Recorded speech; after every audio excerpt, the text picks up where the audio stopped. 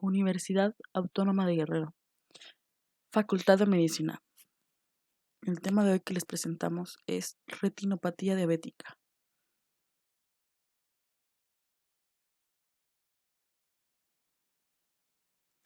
¿Qué es la retinopatía diabética? La retinopatía diabética aparece como resultado del daño en los vasos sanguíneos del tejido ubicado en la parte posterior del ojo, la retina.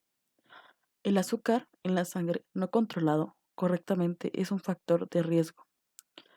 Es la principal pérdida visual no recuperable en pacientes entre los 30 y 60 años de edad. Se estimula que para el 2035, 592 millones de personas en todo el mundo padecerán diabetes. Es un estudio que ha hecho epidemiología y que la diabetes va a un problema más grande y va a un aumento. La diabetes de tipo 1 existe un mayor riesgo de sufrir las complicaciones oculares más frecuentes y graves, afectando al 67% de los pacientes. La retinopatía diabética es la causante de ceguera en aproximadamente el 6% de la población estadounidense. El riesgo de la ceguera en pacientes diabéticas es aproximadamente 25 veces mayor al resto de la población. Después de los 30 años de padecer diabetes mellitus, el 95% de los pacientes desarrollarán algún grado de retinopatía diabética, pero solo el 30% avanzará a estadios graves. El 5% de la población con diabetes mellitus tendrá retinopatía diabética, que amenaza su visión, ya sea por retinopatía diabética proliferativa o por enema macular. Del 5 al 8% tendrá retinopatía que requiere de tratamiento con láser y el 0.5% de la población con diabetes mellitus requiere de una cirugía vitrectomía. Patología de la retinopatía diabética. El mecanismo exacto por el que la diabetes causa la retinopatía sigue siendo poco clara, pero existen varias teorías que se han postulado para explicar el curso típico y la historia de la enfermedad. Otra de las teorías dice que las plaquetas y la viscosidad de la sangre juegan un papel importante, ya que la variedad de anormalidades hematológicas observadas en la diabetes, como son el aumento de la agregación de eritrocitos, disminución de la deformabilidad de glóbulos rojos, aumento de la agregación plaquetaria y la adhesión, predisponen al paciente a una circulación lenta, a un daño endotelial u oclusión capilar focal. Esto conduce a la isquemia de la retina, que a su vez contribuye al desarrollo de la retinopatía diabética. Otra teoría dice que un aumento persistente de los niveles de glucosa en la sangre desvía excesos de glucosa en la vía de aldosa reductasa en ciertos tejidos que convierten los azúcares en alcohol. Por ejemplo, la glucosa en sorbitol o la glucosa dulcitol. Los pericitos intramurales de la retina parecen ser afectados por este aumento de niveles de sorbitol, que finalmente llevan a la pérdida de su función principal, es decir, la autorregulación de los capilares de la retina. Esto se traduce en debilidad y abultamiento sacular eventual de las paredes capilares, y es ahí cuando se empiezan a presentar los microaneurismas, que son los primeros precisamente signos que se detectan cuando hay una retinopatía diabética.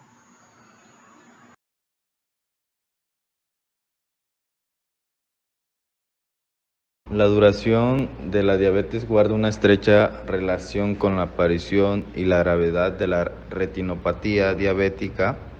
Es muy inusual en pacientes prepúberes con diabetes mellitus tipo 1. pero a partir de 20 años de edad, casi todos los pacientes con diabetes mellitus tipo 1 y más del 60% de los pacientes con diabetes mellitus tipo 2 desarrollan cierto grado de retinopatía.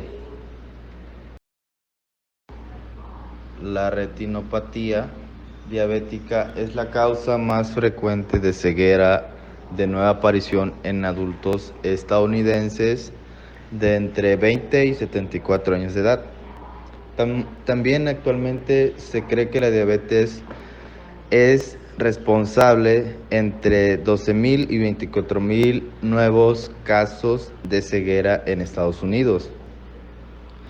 También la ausencia del adecuado control glucémico es otro importante factor de riesgo para la aparición y progresión de la retinopatía diabética.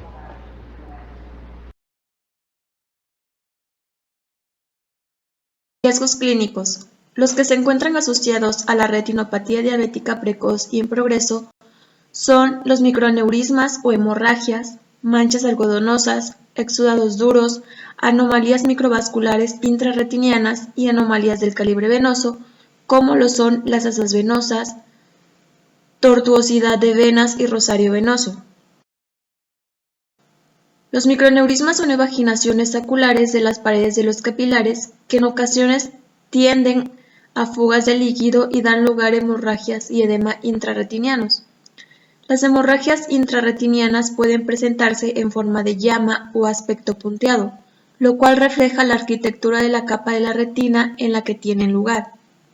Las hemorragias en forma de llama se producen en la retina interna más próxima al vitrio, mientras que las hemorragias punteadas aparecen más profundamente.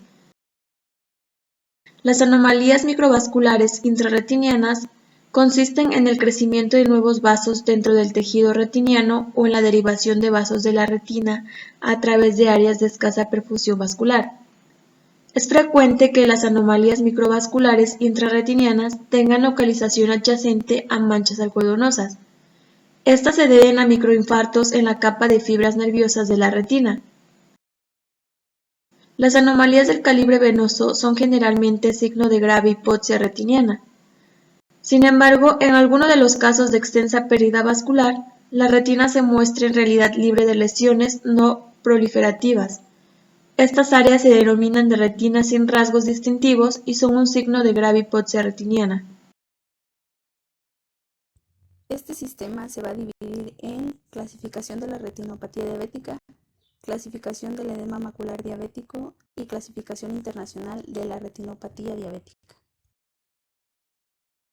La retinopatía diabética se clasifica en dos categorías: retinopatía diabética no proliferativa y retinopatía diabética proliferativa.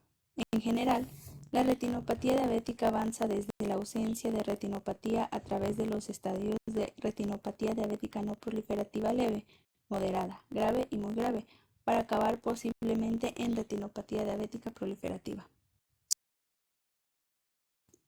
El nivel de retinopatía diabética no proliferativa se determina por la extensión y localización de las manifestaciones clínicas de retinopatía. La retinopatía diabética no proliferativa leve se caracteriza por limitadas anomalías microvasculares como hemorragias o microaneurismas, manchas algodonosas y aumento de la permeabilidad vascular. La retinopatía diabética no proliferativa moderada y grave se va a caracterizar por creciente gravedad de las hemorragias y microaneurismas, anomalías del calibre venoso, alteraciones microvasculares intrarretinianas y cierre vascular. El nivel de retinopatía diabética no proliferativa establece el riesgo de progresión hacia una retinopatía que afecta a la visión e indica cuáles son el abordaje clínico y el seguimiento más adecuado. La retinopatía diabética proliferativa se va a caracterizar por la vasoproliferación de la retina y sus complicaciones, entre ellas nuevos vasos en la papila óptica, nuevos vasos en otras partes de la retina, hemorragia preretiniana, hemorragia vítrea y proliferación de tejido fibroso. La retinopatía diabética proliferativa se clasifica como retinopatía diabética proliferativa temprana o retinopatía diabética proliferativa de alto riesgo. Las áreas más extensas de estas complicaciones, así como los vasos nuevos próximos a la papila óptica, se asocian a mayor riesgo de pérdida de visión. El edema macular diabético puede aparecer en cualquier estadio de retinopatía diabética. Hablamos de edema macular clínicamente significativo si existe engrosamiento de la retina en la fóvea o a menos de 500 micrómetros de ella, exudados duros en la fóvea o a menos de 500 micrómetros de ella, con engrosamiento de retina adyacente.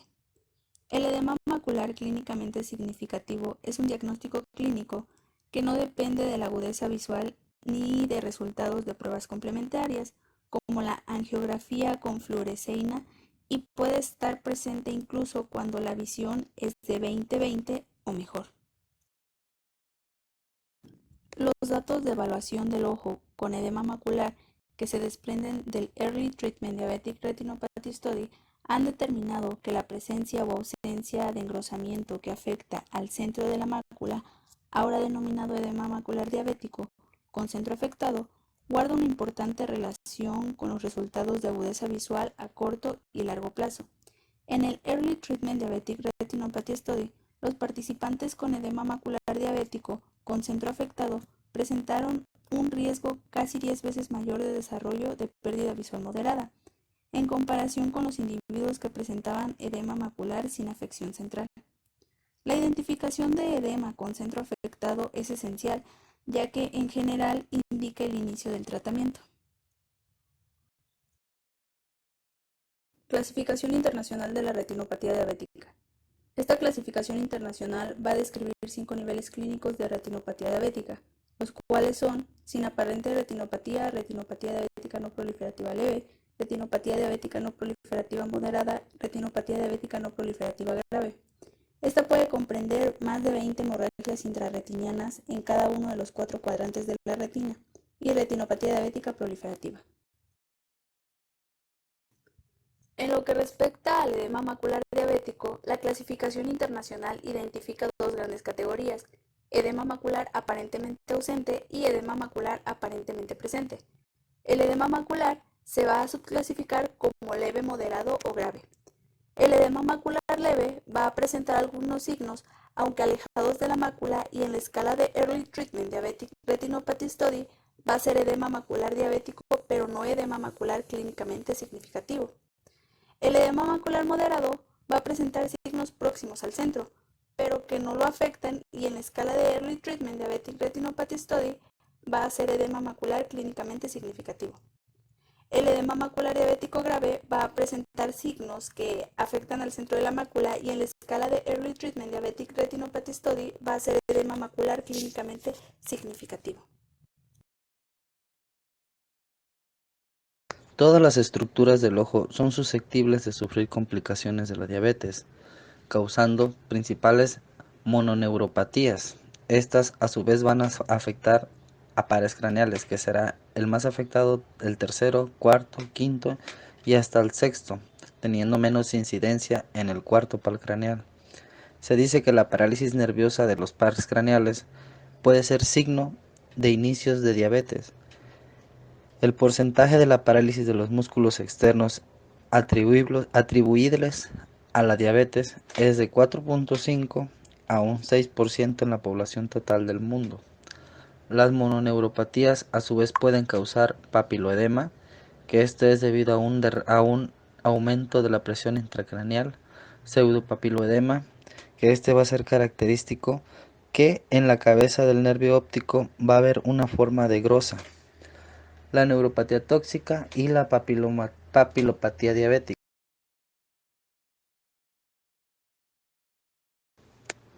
Complicaciones oculares. Va a haber una neurovascularización del iris. Esto quiere decir que habrá nuevos vasos sanguíneos, los cuales se observarán al principio en el borde papilar. Más tarde se observará una red fina de vasos sobre el tejido, el cual irá avanzando hacia el ángulo del ojo por medio de la filtración, generando a la larga un glaucoma neovascular, el cual puede tener un tratamiento agresivo. La neurovasculitis del iris se produce de un 4 a un 7% de los 40 a 60% de casos de rinopatía a nivel mundial. Además, puede haber complicaciones en el cristalino, que estos pueden ocasionar cambios transitorios de refracción y alteraciones para acomodamiento, causando además la aparición de cataratas. Las cataratas tienen una incidencia de 1 a 6 veces en la aparición en personas con diabetes. Puede existir también desprendimiento del vitrio posterior, microaneurismas de la conjuntiva vulvar y santelesma. Seguimiento y tratamiento de la retinopatía diabética. Examen completo del ojo. Un detenido examen ocular que detalle la extensión y localización de las observaciones asociadas a la retinopatía es fundamental para tomar las debidas decisiones en cuanto al control y tratamiento en pacientes con retinopatía diabética. El examen ocular completo tiene 4 componentes principales, que son los antecedentes, el examen, el diagnóstico y el tratamiento. Una adecuada evaluación oftalmológica implica dilatación pupilar, biomicroscopía con lámpara de hendidura, exploración de la periferia de la retina con oftalmoscopio indirecto o lentes de contacto con espejo, y en ocasiones gonioscopía.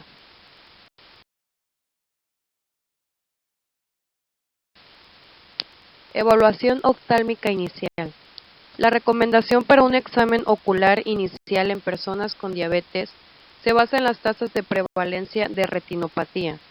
Aproximadamente el 80% de los pacientes con diabetes tipo 1 presentan retinopatía después de 15 años de enfermedad, pero solo alrededor del 25% tienen algún tipo de retinopatía al cabo de 5 años. En lo que respecta a la diabetes tipo 2, en general el paciente desconoce la fecha de inicio de la diabetes y en el momento del diagnóstico es posible que se observe una afección grave. En pacientes mayores de 10 años se recomienda un examen oftálmico inicial, comenzando 5 años después del diagnóstico en el caso de la diabetes tipo 1 y en el momento del diagnóstico en el caso de la diabetes tipo 2. Examen oftalmológico de seguimiento. El examen de seguimiento de los ojos se decide a partir del riesgo de progresión de la enfermedad en cualquier nivel concreto de retinopatía. La retinopatía se clasifica en 4 niveles de gravedad, en función de los hallazgos clínicos comparados con imágenes fotográficas estereoscópicas estándar de fondo de ojo, como leve, moderada, grave y muy grave. Retinopatía diabética proliferativa.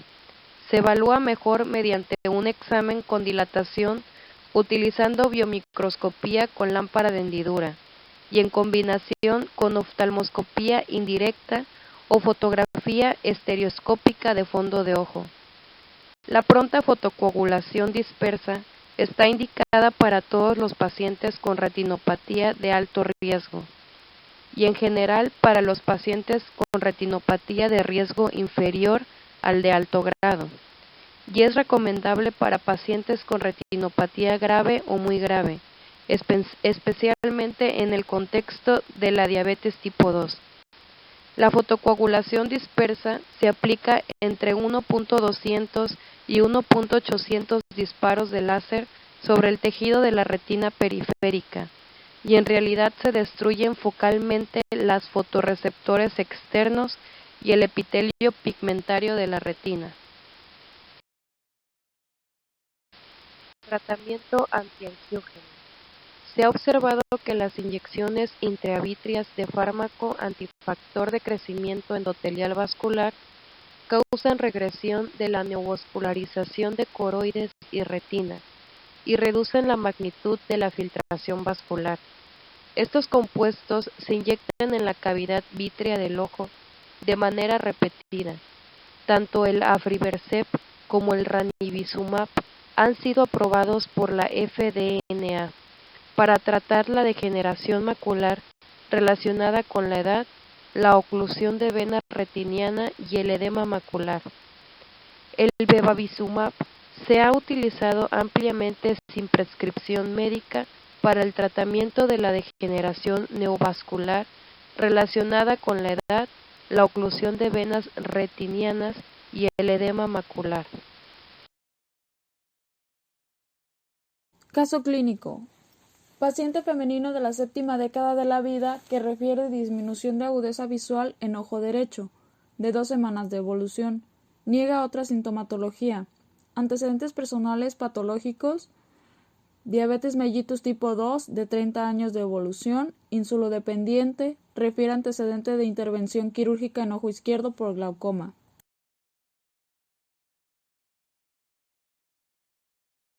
En la exploración, la paciente va a presentar una agudeza visual de ojo derecho 20/40, en el ojo izquierdo percepción de la luz, catarata subcapsular de 3G en ambos ojos, en el ojo derecho RDP, microneurismas, microhemorragias, neovascularización, rosario venoso, en el ojo izquierdo no valorable.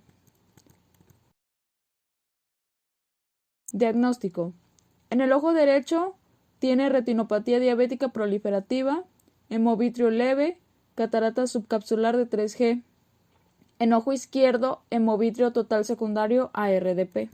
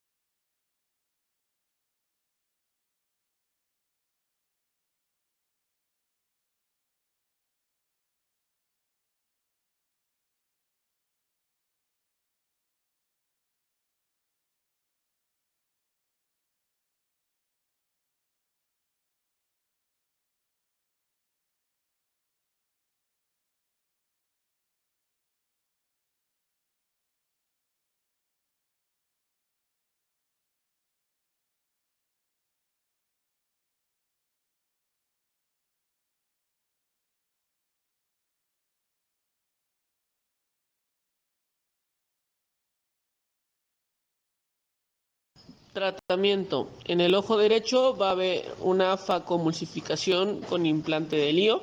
En el ojo izquierdo se va a hacer una vitrectomía, una facomulsificación con implante de lío y también se va a aplicar una inyección de bevacizumab, que es el Avastin. La vitrectomía, es un procedimiento donde se hace una pequeña incisión en el ojo, se extrae la sangre del centro del ojo, así como el tejido cicatrizal que tira de la retina. Se realiza en un centro de cirugía o en hospital y en este procedimiento se utiliza anestesia local o general. La facomulsificación con implante de lío se realiza una pequeña incisión de 2.2 milímetros por la que se extrae el contenido opaco del cristalino. En este se coloca una lente intraocular de potencia adecuada, en cada caso con el objetivo de corregir el defecto refractivo asociado. Esta es una cirugía ambulatoria e indolora que se realiza con anestesia tópica. En el seguimiento, pues a partir del tratamiento que ya se le había hecho, se le va a recetar lo que es Petnifrin cada 12 horas, TP cada 8 horas, Vigamoxi cada 4 horas y Shemol cada 12 horas.